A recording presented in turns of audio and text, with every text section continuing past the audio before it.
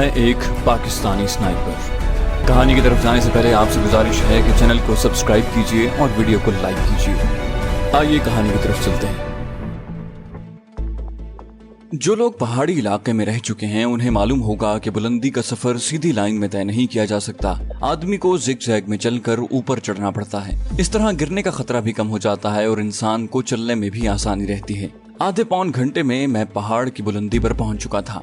दिन का वक्त होता तो मैं इलाके का जायजा ले सकता था। रात का अंधेरा मुझे ऐसी किसी कार्रवाई की इजाजत नहीं दे रहा था। अब अगले नाले में उतरकर मैं वापस जुनूब का रुख भी कर सकता था, लेकिन मुझे 100% यकीन था कि उस नाले के इख्तिताम पर मुझे दुश्मन जरूर मिलता, क्योंकि दुश्मन की पहली तरजीह यही थी कि मैं वापस पाकिस्तान की सरहद उबूर न कर सकूं, और वहां पर मेरा सरहद उबूर करना यकीनन नामुमकिन ही था। अलबत्ता उस इलाके से दूर जाकर मुझे सरहद उबूर करने में इतना मसला न होता, और 1-2 दिन गुजरने की वजह से मेरी तलाश में भी पहले जितनी तुंदी न रहती। इस सोच ने मुझे वापस मुड़ने से बाज रखा था। नाले में उतरने की बजाय मैंने बुलंदी पर ही आगे बढ़ना शुरू कर दिया। अभी तक मेरा रुख शुमाल की जानिब था। आसमान पर चमकता कुतबी सितारा समत के तयन को यकीनी बनाने में अपना किरदार अदा कर रहा था। 200-300 गज चलने के बाद ढलान नीचे की जानिब उतरने लगी। इसी लाइन में एक पहाड़ी का हयूला नजर आ रहा था, लेकिन वहां तक पहुंचने के लिए पहले मुझे मुकम्मल नाले में उतरना पड़ता। मुझे वो नाला खतरनाक नजर आ रहा था। वो ऐसी जगह थी जहां दुश्मन नाका लगा सकता था, क्योंकि वो 2 नालों को मिलाने वाला एक मुख्तसर सा नाला था, और दुश्मन की नजर में मैं अपने दाएं हाथ मौजूद नाले से बाएं यानी मगरिबी जानिब मौजूद नाले में मुंतकिल हो सकता था। एक लम्हा रुक कर मैंने खुद को दुश्मन की जगह रख कर सोचा कि वहाँ वो किस जगह पर अपने आदमी को बिठा सकता था। आया वो इस मिलाप वाले नाले को उबूर करके मगरिबी नाले में नाका लगाते, या मेरे दाएं हाथ मौजूद मशरकी नाले में पार्टी लगाते। मुझे फौरन ही अंदाजा हो गया था कि दुश्मन के लिए मशरकी नाले के सिरे पर आदमी बिठाना ज्यादा मुनासिब था, क्योंकि इस तरह एक तो वो मेरे मगरिबी नाले में मुड़ने की निगरानी कर सकते थे, दूसरा बिलफर्ज मैं मशरकी नाले ही में सफर करना मुनासिब समझता तो मशरकी नाला भी उनकी नजर में होता। इसके बरक्स मगरिबी नाले में मैं सिर्फ उस वक्त उनका निशाना बनता जब मैं मशरकी नाला छोड़कर मगरिबी नाले में इंतकाल का सोचता। एक बात तो यकीनी थी कि दुश्मन की नजर में मैं अभी तक मशरकी नाले में ही छुपा था या सफर कर रहा था। एक नतीजे पर पहुंचते ही मैं 50 कदम पीछे चलकर मगरिबी जानिब उतरने लगा। बुलंदी की बजाय नीचे उतरते वक्त गिरने का खतरा ज्यादा होता है। इस तरह पाँव के नीचे से कंकर और पत्थर वगैरह भी लुढ़कते हैं, इसलिए मैं हद्दुल वसा आराम और एहतियात से उतर रहा था कि कंकर और पत्थर वगैरह मेरे पैरों से टकराकर नीचे लुढ़क कर मेरा राज फाश न कर दें। दुश्मन ने मुझे पकड़ने या मारने के लिए चारों तरफ अपनी पार्टियां फैला दी थीं, और किसी जगह भी उनकी पार्टी मौजूद हो सकती थी। नाले की तह में पहुंचने तक मुझे उतना ही वक्त लगा था जितना इस पहाड़ी की बुलंदी पर चढ़ते हुए लगा था। एक बात जहन में रहे कि वजीरिस्तान के पहाड़ हैं या कोई और पहाड़ी सिलसिला है, उनमें तमाम नालों का बहाव किसी मखसूस समत में नहीं है। भूल भुलैयों की तरह हर नाले का अपना ही रुख है। आखिर में आकर अलबत्ता तमाम नाले दरिया की सूरत इख्तियार कर लेते हैं और पानी मुख्तलिफ अतराफ में बहना शुरू कर देता है। कुछ नालों का पानी कश्मीर का रुख करता है और कुछ नालों का रुख पाकिस्तान की तरफ हो जाता है। मशरकी नाले में चलते हुए मैं मुसलसल नशेब में जा रहा था, जबकि मगरिबी नाले में जाते हुए मुझे हल्की चढ़ाई का सामना करना पड़ रहा था। अचानक रेडियो सेट की खड़खड़ाती आवाज सुनकर मुझे रुकना पड़ा। मेरे अंदाजे के बरक्स दुश्मन उस जानिब मौजूद था। ये भी मुमकिन था कि दुश्मन ने दोनों जानिब अपने आदमी बिठाए होते। रेडियो सेट पर किसी और पार्टी को पुकार कर उनसे फायरिंग करने की वजह पूछी जा रही थी। सरे शाम जिस वक्त से मैं भागा था, फायरिंग की आवाज वक्फे वक्फे से गूंज रही थी। यूं भी भारतीय इस लिहाज से काफी बहादुर हैं कि पत्ते के खड़कने पर भी मैगजीन खाली कर देते हैं, और आज तो यकीनी तौर पर एक मुसलमान फौजी उनकी सफों में मौजूद था। जिस पार्टी को जरा शुबा हो जाता वो फायर खोलने में 1 सेकंड जाया न करती। कदम धीमे करके मैं रुक गया और फिर जमीन पर लेटकर उन्हें जांचने लगा कि वो आया कितने आदमी हैं और उनके पास शदीद आलात मौजूद हैं या नहीं। मेरा वहां से गुजरकर आगे बढ़ना नागुजीर था, क्योंकि वापस लौटने में खतरा कई गुना बढ़ जाता। मुझे वहां लेटे हुए 15-20 मिनट हो गए थे जब वो कंट्रोल को सब अच्छा रिपोर्ट देने लगे। यकीनन वो हर घंटे बाद सब अच्छा रिपोर्ट दे रहे थे। एक आदमी ने अपने कॉल साइन के साथ कंट्रोल को पुकारा, 3-2 फॉर कंट्रोल ओवर। आवाज आई 3-2 सेंड योर मैसेज ओवर। वो बोला ऑल ओके ओवर। उसने सब अच्छा पेश किया। 3-2 मोहतात रहना, दुश्मन अभी तक इसी हुदूद में है। Cap listening out. कंट्रोल ने उसे राब्ते में रहने का कहकर खामोश होने का इशारा किया। कंट्रोल को दूसरी पार्टियों की तरफ से भी पुकारे जाने की आवाजें आने लगी थीं। मुख्तलिफ पार्टियों के 20 कॉल साइन मैंने गिने। गोया मेरी तलाश में 20 पार्टियां निकली हुई थी। मुझे टकराने वाली ये चौथी पार्टी थी। इससे पहले टकराने वाली पार्टी में 5 अफराद थे। नामालूम ये पार्टी कितने अफराद पर मुश्तमिल थी। जहाँ तक गालिब गुमान था, इनकी तादाद भी 5 ही होनी चाहिए थी। एक पत्थर की आड़ में लेटकर मैं उनका जायजा लेता रहा। मुझे 2 हयूले टहलते नजर आ रहे थे। मुझे मुसलसल चलते हुए 4-5 घंटे से ज्यादा हो गए थे और उस वक्त अंदाजे के मुताबिक 10:30-11 बजे का अमल था। 19-20 का चांद 10-11 बजे निकल आता है और उस वक्त पहाड़ियों की चोटियों पर हल्की हल्की रोशनी नजर आ रही थी। मेरी कलाई से घड़ी बंधी हुई थी, लेकिन घड़ी की अंदरूनी लाइट जलाकर वक्त देखना बेवकूफी थी। उस अंधेरे में हल्की सी रोशनी भी दूर से देख लिए जाने का खतरा था। घुप अंधेरे में नजर पहले से ज्यादा काम करने लगी थी और उसकी वजह चांद का तुलू होना था। आवाज आई, सर राजीव, क्या उस नर्कवासी के पकड़े न जाने तक हम तमाम यूं ही जागते रहेंगे? झल्लाए हुए संतरी ने मुझे जहन्नमी कहते हुए दिल की भड़ास निकाली। राजीव नामी सीनियर ने फौरन ही उसकी बात मान ली। एक आदमी जागता रहे, बाकी 2 आराम करने लेट जाओ। और उसकी बात से मुझे अंदाजा हो गया था कि उनकी तादाद 4 थी। एक और आवाज उभरी, ये भी खूब कही, इस सर्दी में खाक नींद आएगी, लकड़ियां भी मौजूद नहीं हैं कि आग जलाई जाए।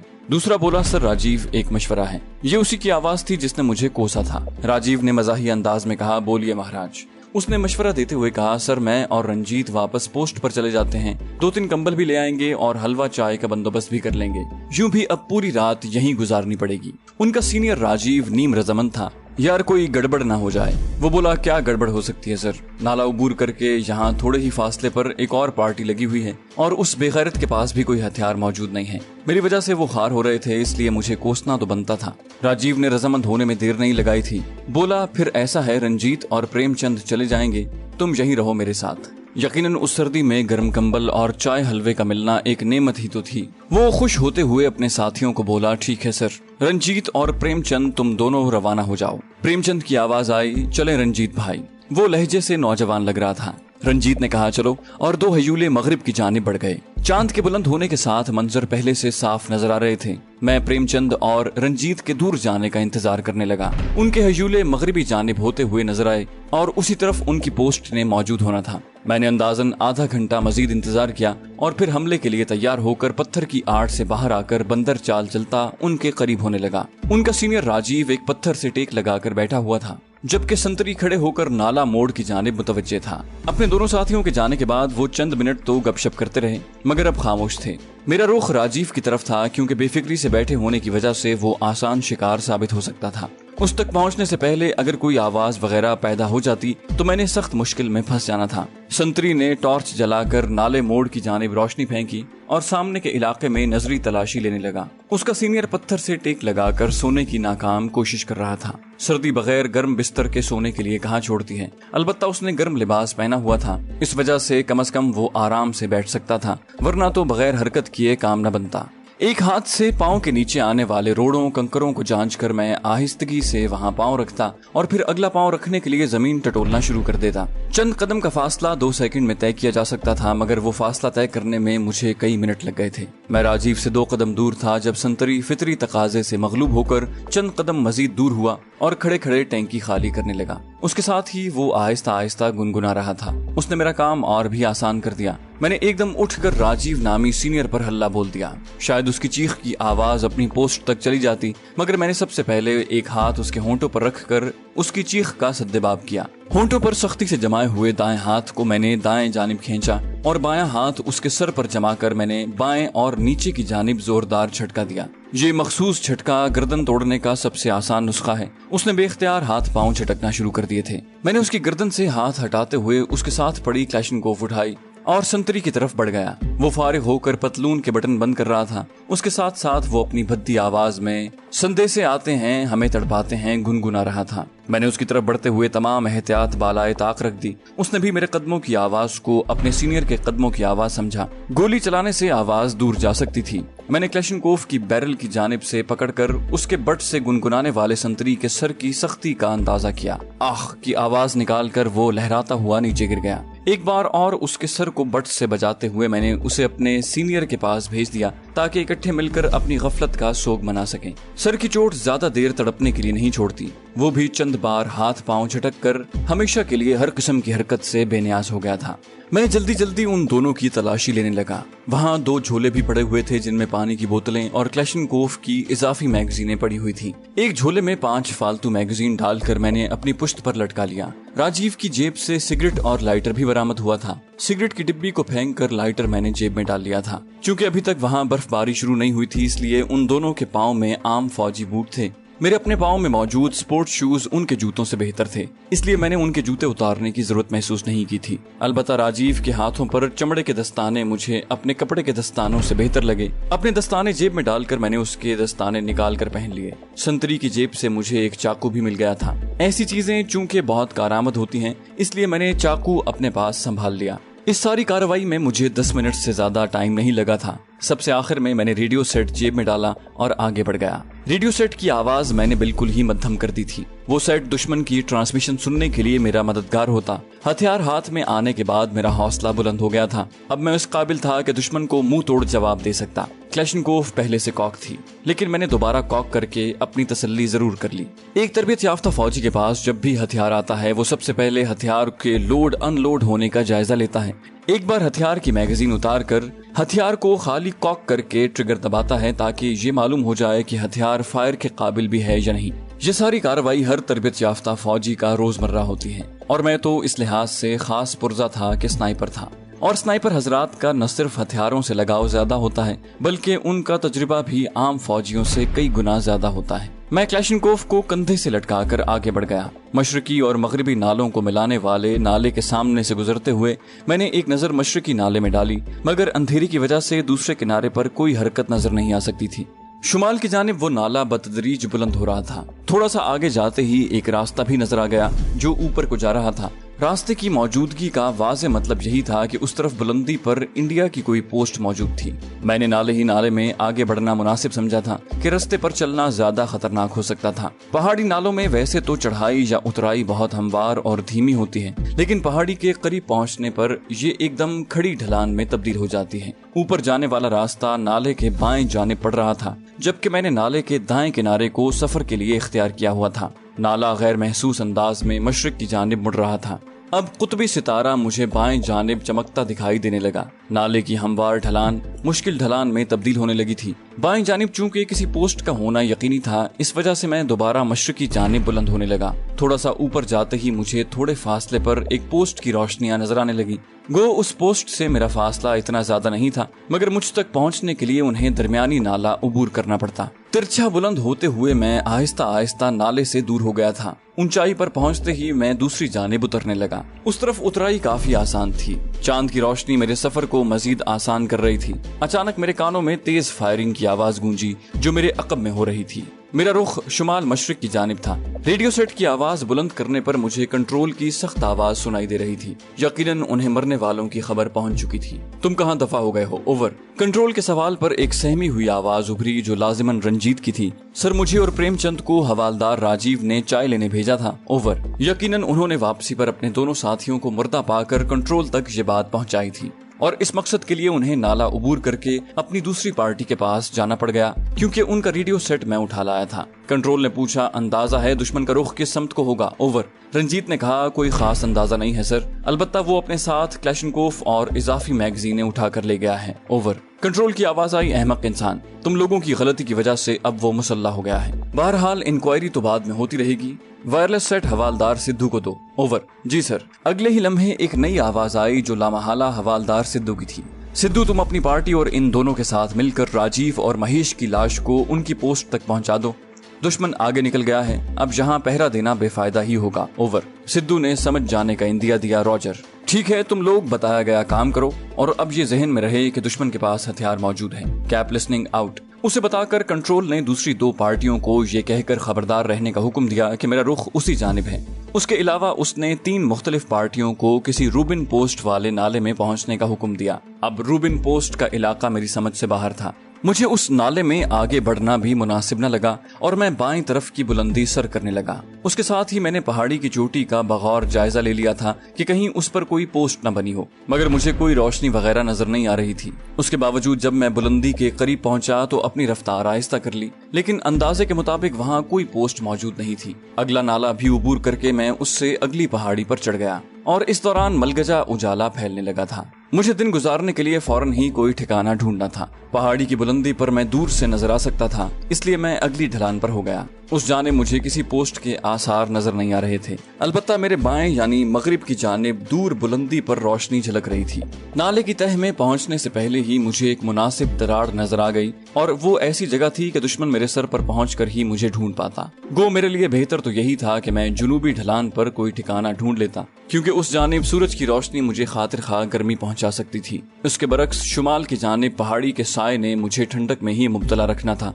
लेकिन एक स्नाइपर के लिए जिस्मानी आराम और तस्कीन से ज्यादा छुपने और दुश्मन से महफूज रहने की जरूरत अहम होती है। दुश्मन से हासिल की हुई टॉर्च की रोशनी में मैंने उस दरार का जायजा लिया और फिर अंदर घुसकर पांव पसार कर बैठ गया। क्लैशनकोफ मैंने गोद में रख ली थी। रेडियो सेट की आवाज जरा बुलंद करके मैं दुश्मन की बातचीत सुनने की कोशिश करने लगा।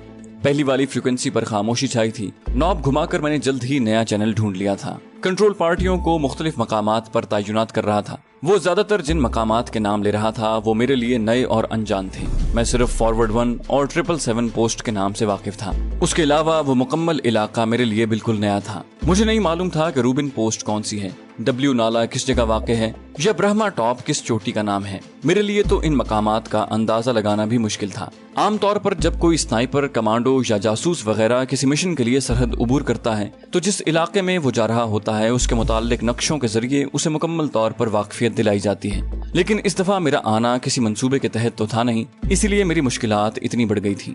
मैंने ज्यादा देर वायरलेस से सर खपाने की बजाय आराम को तरजीह दी और वायरलेस बंद करके पत्थर से टेक लगाकर बैठ गया। सख्त थकन, सर्दी और भूख की वजह से नींद आने का तो सवाल पैदा नहीं होता था। यूं भी सोना मेरे लिए नुकसानदेह था। झोले में पड़ी पानी की बोतल से प्यास बुझाकर मैं जिस्म को आराम देने लगा। वक्त गुजरने के साथ साथ सर्दी की शिद्दत में तो कमी आने लगी, मगर भूख में इजाफा होता गया। सर्द मौसम में यूं भी भूख कुछ ज्यादा ही लगा करती है। कल सुबह नाश्ते के बाद से मैंने कुछ नहीं खाया था। दोपहर ढले मेरे कानों में कुछ लोगों के बोलने की आवाज पड़ी। वो नीचे नाले में जा रहे थे। पहले तो मैंने उन्हें तलाश पार्टी समझा, मगर उनकी बातचीत से पता चला कि वो टेलीफोन की तार ठीक करने वाली पार्टी थी। उस इलाके में अक्सर हवा की शिद्दत या किसी जानवर वगैरह के पांव से अटकने की वजह से टेलीफोन की तार कट जाती है और राब्ते की बहाली के लिए पार्टी चलाना पड़ती है। आवाजों के आगे बढ़ जाने पर मैंने एहतियात से झांक कर देखा। उनकी तादाद 8 थी। हालात के पेश नजर तमाम के हाथों में हथियार नजर आ रहे थे। वो रास्ते में बिछी हुई फोन की तार का मुआयना करते हुए आगे बढ़ रहे थे। 2-3 घंटों बाद वो उसी रास्ते से वापस लौटे। शाम का अंधेरा फैलते ही मैं अपनी कमीन गाह से निकलकर मोहतात अंदाज में आगे बढ़ गया। अगर मैं वहीं पर मजीद 2 दिन गुजार लेता तो मेरी तलाश में वो तेजी न रहती, मगर इस तरह भूख मुझे इतना कमजोर कर देती कि मैं सही तरह से चलने के काबिल न रहता।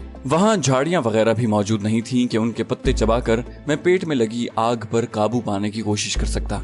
गो भूख प्यास बर्दाश्त करना एक स्नाइपर का खासा होता है, लेकिन उसके साथ ये भी हकीकत है कि मुसलसल भूखा रहने से जिस्म भी कमजोरी का शिकार होना शुरू हो जाता है और ऐसी कमजोरी जिस्मानी कारकर्दगी पर असरअंदाज होने के साथ सोचने समझने की सलाहियतों को भी मुतासिर करती है। गो आम हालात में नाले के अंदर सफर करना मुनासिब रहता है, लेकिन दुश्मन के नाका लगाने वालों की नजर भी उमूमन नाले की गुजरगाह पर ही होती है। इसलिए मैं नाले के आगे बढ़ने की बजाय मुखालिफ समत की ढलान पर चढ़ गया और आगे बढ़ने लगा। वो नाला आगे जाकर 2 हिस्सों में तकसीम हो गया था। चूँकि मेरा मतमा नजर वहाँ से दूर हटना था, इसलिए मैंने बाएं तरफ मुड़ने वाले नाले को इख्तियार किया। अब मेरा सफर बतदरीज उतराई में जारी था, गोया मैं मुसलसल नशेब में जा रहा था। वो नाला आगे जाकर शुमाल की जानिब मुड़ा। मेरी कोशिश यही होती थी कि नाला मोड़ और नाला मिलाप वगैरह की जगह को मैं दाएं बाएं की ढलान पर चढ़कर उबूर करूं, क्योंकि दुश्मन ने ऐसी ही जगहों पर नाके लगाए होते हैं। लेकिन मेरी ये एहतियात काम न आई। नाले मोड़ से 100 मीटर पहले ही मैंने बुलंद होना शुरू कर दिया था ताकि ऊपर ही ऊपर से वो जगह उबूर करूं। बुलंदी पर पहुंचने से पहले ही अचानक फायरिंग शुरू हो गई। गोलियों का रुख मेरी ही जानिब था। फायर करने वाले मशरकी जानिब नशेब में थे, जबकि मैं उनसे शुमाल की जानिब नाले से 200-250 फुट बुलंदी पर था। उन्होंने मुझे शब्दीद आले से देखा था। शब्दीद आलात की मुख्तलिफ इकसाम हैं। उनमें से कुछ तो दूरबीन की तरह फकत दिखाव मुहैया करती हैं और कुछ ऐसे होते हैं जो मखसूस हथियारों पर लगाकर उनकी मदद से रात को फायर भी किया जा सकता है। आमतौर पर इंडियन आर्मी और पाक आर्मी के पास दोनों किस्म के शब्दीद आलात मौजूद हैं, लेकिन राइफल पर लगाकर फायर करने वाले आलात ज्यादातर स्पेशल ग्रुप्स यानी कमांडोज वगैरह के पास होते हैं। ये आलात हर बटालियन को मुहैया नहीं किए जाते। आम फौज के पास शब्दीद ऐनकें होती हैं जिससे वो रात के वक्त इलाके की देखभाल तो कर सकते हैं, उन्हें राइफल पर लगाकर फायर नहीं कर सकते। और जो शब्दीद आलात राइफल पर लगाए जाते हैं उनसे भी ज्यादा से ज्यादा 100-150 मीटर तक कारगर फायर किया जा सकता है। पहली गोली चलते ही मैं अपनी जगह पर दुबक गया। चंद कदम नीचे एक उभरी हुई चट्टान थी। मैंने फौरन लुढ़कते हुए उसके पीछे पनाह ली। वो मारा। मेरा लुढ़कना किसी को गलतफहमी में मुब्तला कर गया था। उसने सोचा शायद मैं गोली लगने की वजह से लुढ़क गया हूँ। अचानक गोलियों की तड़तड़ाहट खत्म हो गई और फिर 3 टॉर्चों की रोशनी उस तरफ बढ़ने लगी। टॉर्च जलाकर दुश्मन की तरफ हरकत करना यकीनन इंतहाई दर्जे की हिमाकत थी। इसका नतीजा उन्हें फौरन ही भुगतना पड़ गया था। उस जानिब क्लैशनकोफ सीधी करते हुए मैंने मुसलसल 5-6 दफा ट्रिगर दबाया था। पहली गोली फायर होते ही मेरे कानों में मजरूब की चीख पहुंची थी। बाकी 2 ने टॉर्चें बुझाने की कोशिश की, मगर मैं उन्हें ये मौका कब देना चाहता था। क्लैशनकोफ जैसे ऑटोमेटिक हथियार से तेजी से फायर करना एक स्नाइपर के लिए कोई मसला नहीं। मेरी चलाई हुई तीसरी गोली की गूंज खत्म होने से पहले 4-5 क्लैशनकोफें इकट्ठी आग उगलने लगी। मैंने अपना सर आड़ में कर लिया था। उसके साथ ही मैंने रेडियो सेट की आवाज थोड़ी सी बढ़ाई। कंट्रोल उनसे फायरिंग की वजह पूछ रहा था। वहाँ मौजूद आनंद गुप्ता नामी सीनियर उसे टाकरा होने की बाबत इत्तला देने लगा। कंट्रोल ने पूछा, तुम्हारी पार्टी डब्ल्यू नाले के जुनूबी सिरे पर लगी है ना? ओवर। आनंद ने फौरन जवाब दिया, जी सर, ओवर। कंट्रोल ने कहा, रूबिन पोस्ट और चश्मे वाली पार्टियां मैं तुम्हारी तरफ भिजवा रहा हूँ, उसे वहीं घेरे में लिए रहो, बचकर नहीं जाना चाहिए, आउट। उसे खामोश रहने का कहकर वो दूसरी पार्टियों को पुकारने लगा। Rubin post, over. Rubin post for control, पैगाम नकल कर लिया है, ओवर। रूबिन पोस्ट से फौरन ही जवाब आ गया। इस मर्तबा गालिबन चश्मा पार्टी ने जवाब दिया था, हवालदार रोहित फॉर कंट्रोल, पैगाम नकल कर लिया है, ओवर। कैप लिसनिंग आउट कहकर कंट्रोल मजीद पार्टी कमांडरों से राब्ता करके उन्हें वहां पहुंचने के अहकामात जारी करने लगा। तो दोस्तों, ये थी हमारी आज की एपिसोड। उम्मीद करते हैं आपको हमारी कहानी पसंद आई होगी। जाने से पहले इस वीडियो को लाइक कीजिए और शेयर करना मत भूलिए। कमेंट करके हमें बताइए कि आपको हमारी वीडियो कैसी लगी, और अगर अभी तक आपने इस चैनल को सब्सक्राइब नहीं किया तो इसे सब्सक्राइब कीजिए और बेल आइकन दबाकर ऑल नोटिफिकेशंस ऑन कर लीजिए।